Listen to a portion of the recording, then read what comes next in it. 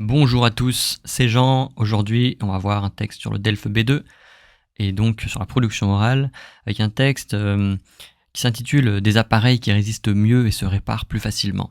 Alors, je vais lire le texte et puis ensuite on va regarder ensemble le vocabulaire et puis le thème, voilà, de quoi ça parle exactement et voir comment on peut commencer une présentation avec ça. Voilà, une réflexion par rapport à ce texte.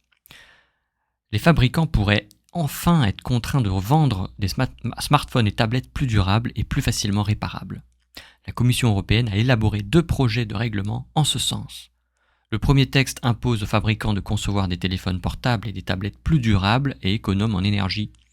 Pour cela, les fabricants seront tenus de mettre à la disposition des réparateurs professionnels une quinzaine de pièces détachées jusqu'à 5 ans après la fin de la commercialisation de l'appareil. Écran, haut-parleur, microphone, caméra, etc. Concernant les batteries, les fabricants auront le choix.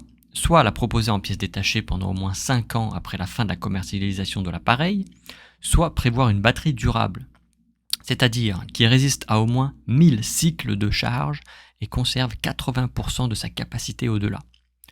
L'association Halte à l'obsolescence programmée, avec l'acronyme HOP, regrette que la Commission oppose durabilité et réparabilité concernant la batterie. Autre point négatif soulevé par HOP, l'obligation de disponibilité des pièces détachées est réservée uniquement aux réparateurs professionnels. Voilà. Alors, le thème.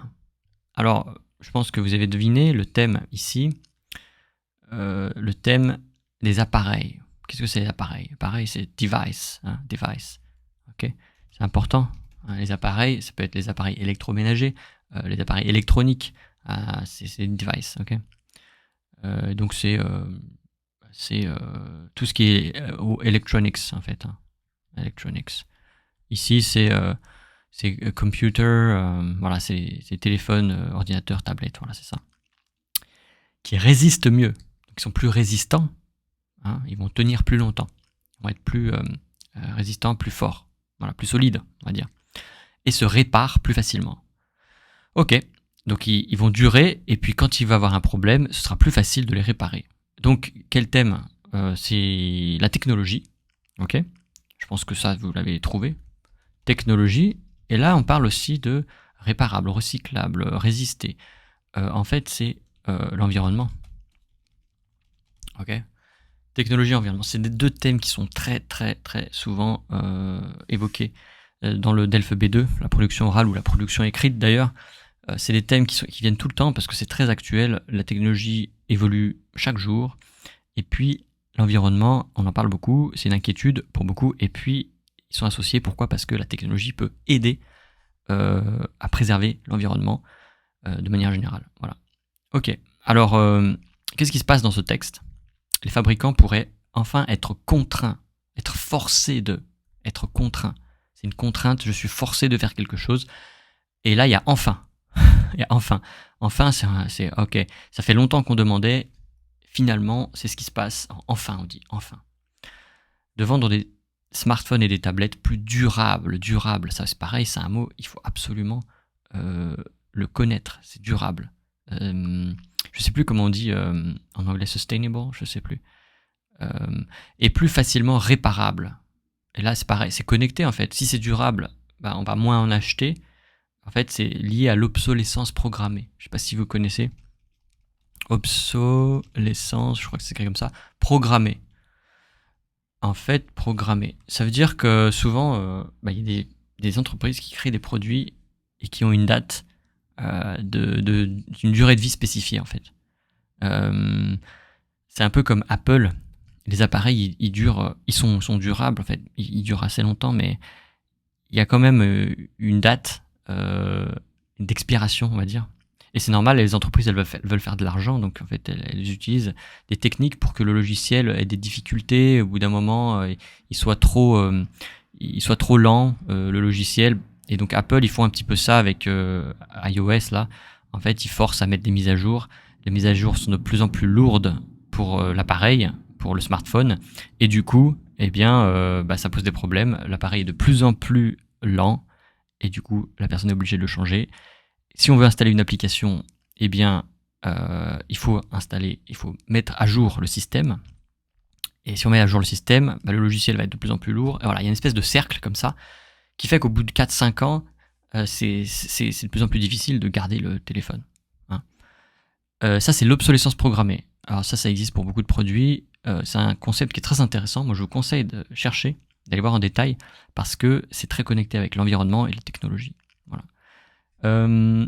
Et si vous parlez d'obsolescence programmée dans votre présentation ou dans votre production écrite, les examinateurs seront très contents. Voilà. Ça montre un certain niveau. Ok, donc réparable, c'est une sorte de recyclage, quoi, en fait. On va pas jeter, on va pas racheter, on va réparer, donc allonger la durée de vie de l'appareil. Donc qu'est-ce qui se passe? La Commission européenne a élaboré, a créé, a réfléchi à 2 projets de règlement en ce sens, donc dans cette optique, sur ce sujet. Voilà. Il y a un premier texte, donc il y a 2 projets. Le premier texte impose aux fabricants de concevoir des téléphones portables plus durables et économes en énergie. Donc on a encore durable ici, deuxième fois, et économe en énergie. Donc économie, énergie, évidemment, quand on dépense de l'énergie, ça coûte cher, l'électricité, etc. Pour cela, donc pour faire ça, les fabricants sont obligés de mettre à la disposition des réparateurs professionnels une quinzaine de pièces détachées. Donc mettre à disposition, ça veut dire offrir à la personne la possibilité d'utiliser s'il en a besoin. Ok, c'est-à-dire que je suis fabricant de téléphone, il y a par exemple la caméra qui fonctionne plus, vous pouvez vous la procurer chez moi pour réparer l'appareil de votre client. Voilà. Les réparateurs, ceux qui réparent, on a encore réparable. Une quinzaine de pièces détachées. Les pièces détachées, c'est spare part, je crois que c'est ça. Ouais, c'est des pièces détachées, par exemple un écran, une batterie, un clavier. C'est des pièces détachées qui ensemble font un appareil. Voilà. Donc si votre caméra est cassée, au lieu de changer tout l'appareil, vous allez seulement changer la caméra et c'est plus durable comme ça. Jusqu'à 5 ans après la fin de la commercialisation de l'appareil. Okay, l'appareil il est commercialisé en 2020 et jusqu'en 2025, les fabricants sont tenus de mettre à disposition des réparateurs professionnels 15 pièces détachées. Voilà, c'est comme ça. À propos de la batterie, les fabricants auront le choix. Soit, il y a possibilité là, soit de proposer en pièces détachées pendant au moins 5 ans après la fin de commercialisation de l'appareil. Okay, il a été commercialisé jusqu'à fin 2020. Ou alors prévoir une batterie durable. Alors il y a un choix là, il y a plusieurs possibilités. Proposer en pièces détachées la batterie, à pouvoir se la procurer, ou prévoir une batterie durable, c'est-à-dire changer tout le système et prévoir que la batterie doit résister à au moins 1000 cycles de charge et conserver 80% de sa capacité au-delà. Voilà, donc ça c'est ce qui est proposé. Voilà. Contraindre les fabricants en fait à prendre leurs responsabilités. Effectivement, on avait le cas avec, je reparle d'Apple là, mais avec les câbles Apple. C'est vrai que Apple, ils sont très intelligents parce qu'ils veulent vendre leurs produits, à la fois fidéliser et forcer les clients déjà existants à racheter des produits. Et puis surtout leurs accessoires qui coûtent assez cher en fait. Les câbles Apple, ça coûte assez cher alors que c'est juste un câble. Donc, ils avaient un câble spécial. On ne pouvait pas utiliser le câble d'un autre téléphone. Et ils ont été obligés par la Commission européenne ou par je ne sais plus quelle organisation de se mettre à jour et de proposer un connecteur en fait adapté, global quoi, mondial, universel on dit, pardon.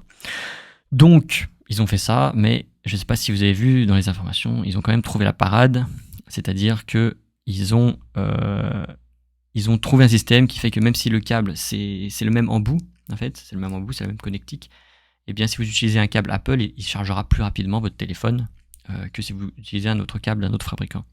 Donc voilà, c'est un peu ça. C'est un espèce de conflit. Je pense que c'est très intéressant d'en parler, on est pile dans le sujet. Un conflit entre l'environnement, l'économie, la durabilité, et puis d'un autre côté, l'obsolescence programmée voulue par les entreprises pour faire du bénéfice, quoi. À la fois il y a bénéfice et environnement, recyclable, etc. Donc il y a une opposition ici. C'est super intéressant d'en parler. Moi je vous conseille, si vous avez ce type de texte, vous voyez, et d'un côté on veut faire de l'argent, d'un autre côté il y a ci, voilà, on peut opposer, on peut comparer, c'est super intéressant. Voilà, donc dernière partie, il y a l'association à l'obsolescence programmée, voilà, c'est ce que je disais tout à l'heure, qui regrette, donc elle n'est pas satisfaite complètement de ce projet, parce que je pense que la commission qui a élaboré ce projet, elle oppose durabilité et réparabilité concernant la batterie. Et c'est vrai que c'est pas la même chose. Hein. D'un côté, on fait une batterie plus durable, et d'autre côté, on répare. Bon, je sais pas exactement ce qu'ils veulent dire. C'est pas très clair en fait pour moi là, mais je pense qu'ils veulent seulement que la batterie soit plus durable ou plus réparable, je sais pas, ou en tout cas que ce soit la même chose, peu importe. On n'est pas dans leur tête. En tout cas, ils regrettent qu'il y ait ces deux parties-là, qu'il y ait le choix. En fait, je pense qu'ils regrettent qu'il y ait ce choix à faire. Voilà. Et un autre point négatif, l'obligation de disponibilité est réservée uniquement aux réparateurs professionnels, c'est-à-dire que si on veut soi-même réparer son téléphone, on n'aura pas la possibilité d'acheter des pièces détachées. Ouais. Je suis obligé d'aller voir un professionnel. Je pense que c'est ça. Bon, c'est pas des gros points négatifs. Je pense que c'est quand même raisonnable. Hein. C'est négatif, mais bon, c'est quand même une super avancée de faire ça. Voilà. Alors, j'espère que ça va vous aider. Téléchargez la transcription avec les définitions, etc. Et puis, je vous dis bon courage et à la prochaine fois.